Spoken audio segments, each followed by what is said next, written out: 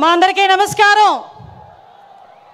మండు టెండలో ఎండని సైతం లెక్క చేయకుండా ఒకానొక సందర్భంలో రాయలసీమ గడ్డ మీద పసుపు చొక్కా వేసుకున్నాడని వాడిని బెదిరించి కేసులు పెట్టిన నేపథ్యం నుంచి ఈరోజు ధైర్యంగా పసుపు చొక్కా వేసుకొని పసుపు టోపీ పెట్టుకొని పసుపు జెండా పట్టుకొని సుదూర ప్రాంతాల నుంచి నా నాయకుడు వచ్చాడని చెప్పి ఈరోజు గడప గడ్డ మీదకి వచ్చిన ప్రతి ఒక్క కార్యకర్తకి కూడా పేరు పేరున శిరస్సు వంచి పాదాభివందనం చేసుకుంటూ కడపలో మహానాడు జరగటం అంటే చాలామంది ఆశ్చర్యపోయారు.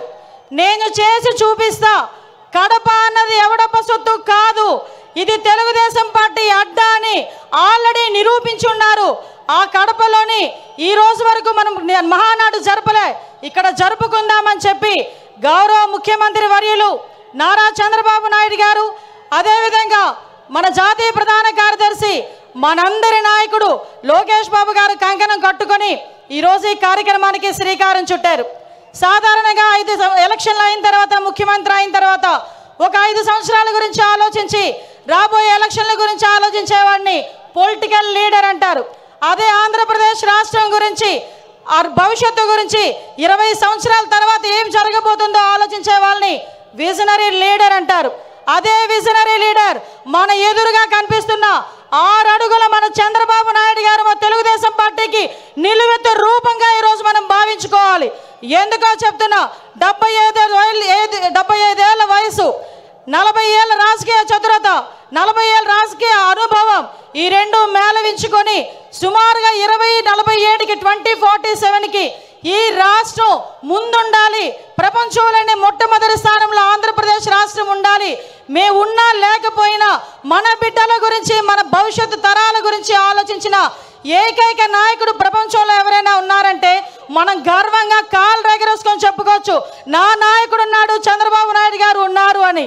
ఆ చంద్రబాబు నాయుడు గారికి వేదిక సాక్షిగా నమస్కారాలు, ధన్యవాదాలు తెలియజేసుకుంటూ ఈరోజు గత 5 సంవత్సరాలు కూడా వ్యవస్థలని నిర్వీర్యమైపోయి ఉపాధి అవకాశాలు లేక, ఉద్యోగ అవకాశాలు లేక మొత్తం యువత అంతా కూడా తప్పుదారి పట్టి, గాంజా మార్గాన్ని బట్టి ఉపాధి అవకాశాలు లేక అల్లాడుతుంటే ఆ యువతకి ఒక మార్గదర్శకం ఇవ్వాలి అని చెప్పి ఆ రోజుల్లో రౌడీ రాజకీయాలు జరిగే పరిస్థితుల్లో, సైకోల్ పాలన పరిపాలించే పరిస్థితుల్లో ఆ రోజు ఒక్కగానొక్క బిడ్డ ఈరోజు రోడ్డు మీదకి వచ్చి అవమానాలు ఎదుర్కొన్నాడు, అపహేళనలు ఎదుర్కొన్నాడు. ఒక పక్క తల్లిని అవమానించారు, ఒక పక్క తండ్రిని జైలుకి పంపించారు.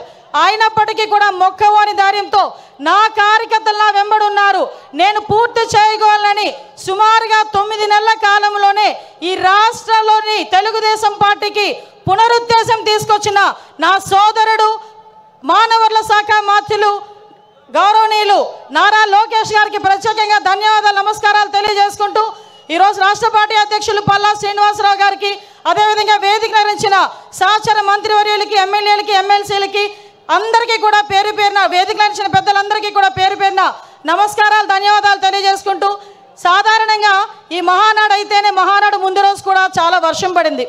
వర్షం పడితే చాలామంది లోపల తీన్మా డ్యాన్సులు వేసుకున్నారు అవతల పార్టీ వాళ్ళు. ఈ మహానాడు ఎలా అవుతుందో చూద్దాం, ఈ మహానాడు ఎలా అవుతుందో చూద్దామని.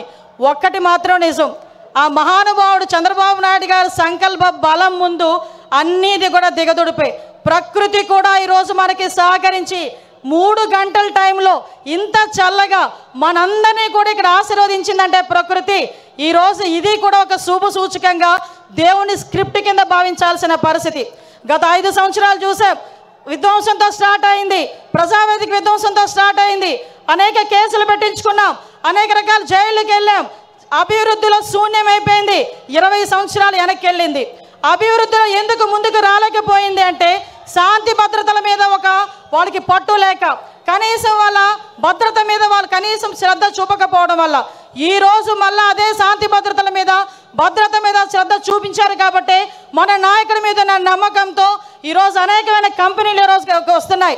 ఇంతకుముందు రాయలసీమ గురించి, ఫ్యాక్షనిజం గురించి మాట్లాడుకునే పరిస్థితి నుంచి ఈరోజు ఉపాధి అవకాశాలు, ఫ్యాక్షన్లోని చాలామంది ప్రాణాలు కోల్పోతూ ఉంటే అటువంటి వాళ్ళు ప్రాణాలు కోల్పోకూడదని ఫ్యాక్షనిజాన్ని సమూలంగా ఆ రోజు నాశనం చేసి ఈరోజు అదే కత్తి పట్టిన చేత్తోనే ఉపాధి అవకాశాలు కల్పించిన పరిస్థితి.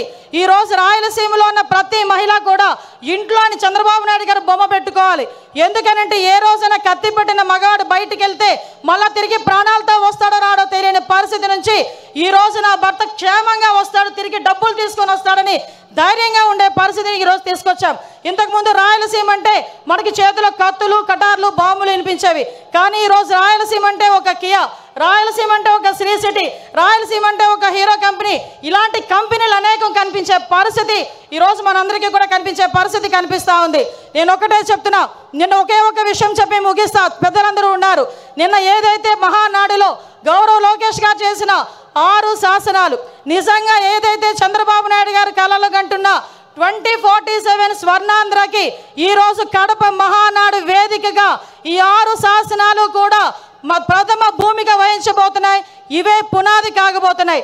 ఈ కార్యకర్తలే అధినేత అని చెప్పిన పరిస్థితి ప్రపంచంలో ఏ పార్టీకి లేదు. ధైర్యంగా గర్వంగా నేను తెలుగుదేశం పార్టీ కార్యకర్తనని చెప్పుకొని తిరిగే పరిస్థితులు ఈరోజు ఉన్నాయి. ఒకటే ఒక విషయం చెప్తున్నా.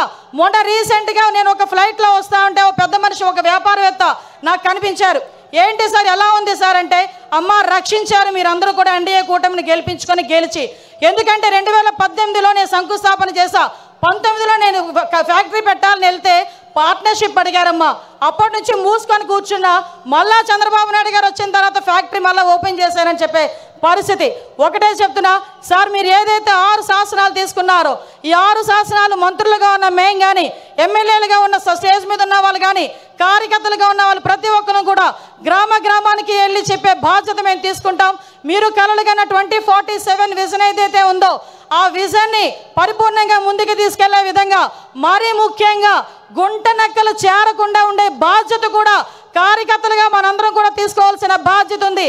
మళ్ళీ 5 సంవత్సరాల తర్వాత నేను వస్తా అని కలలుగనే వాళ్ళకి మొన్నటితోనే ఆఖరి రోజు పులి స్టాప్ పడే పరిస్థితి, మళ్ళీ ఇలాంటి గుంట నక్కలు మన దగ్గరికి చేరకుండా ఉండే పరిస్థితి కూడా మనం తెచ్చుకోవాలని మనస్ఫూర్తిగా కోరుకుంటూ, ఇప్పటి నుంచే 2029 ఎన్నికలకి కూడా ఇప్పటి నుంచే పని చేయాలని ప్రతి కార్యకర్తకి కూడా తెలియజేసుకుంటూ, ఈ మహావేదికగా మీ అందరికీ నాకు ఇక్కడ మాట్లాడే అవకాశం కలగజేసినందుకు ప్రత్యేకంగా గౌరవ ముఖ్యమంత్రి వర్యులకి, నారా చంద్రబాబు నాయుడు గారికి, లోకేష్ బాబు గారికి అందరికీ కూడా ధన్యవాదాలు, నమస్కారాలు తెలియజేసుకొని సెలవు తీసుకుంటున్నా.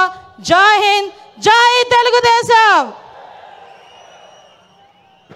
అనిత గారికి ధన్యవాదాలు. పోలీస్ అధికారులకు విజ్ఞప్తి, రోడ్డు మీద వచ్చేటువంటి తెలుగుదేశం పార్టీ కార్యకర్తల్ని అనుమతించాల్సిందిగా విజ్ఞప్తి చేస్తా ఉన్నాం. మీరు అక్కడి నుంచి వెనక్కి పంపుతున్నారని సమాచారం వచ్చింది. దయచేసి మీకు సవినయంగా విజ్ఞప్తి చేస్తా ఉన్నాం, కార్యకర్తల్ని ఇక్కడికి వదలాలని చెప్పి సందర్భంగా విజ్ఞప్తి చేస్తూ, కడప ఎమ్మెల్యే కడప శివంగి మాధవిరెడ్డి గారిని మాట్లాడవలసిందిగా విజ్ఞప్తి చేస్తాం.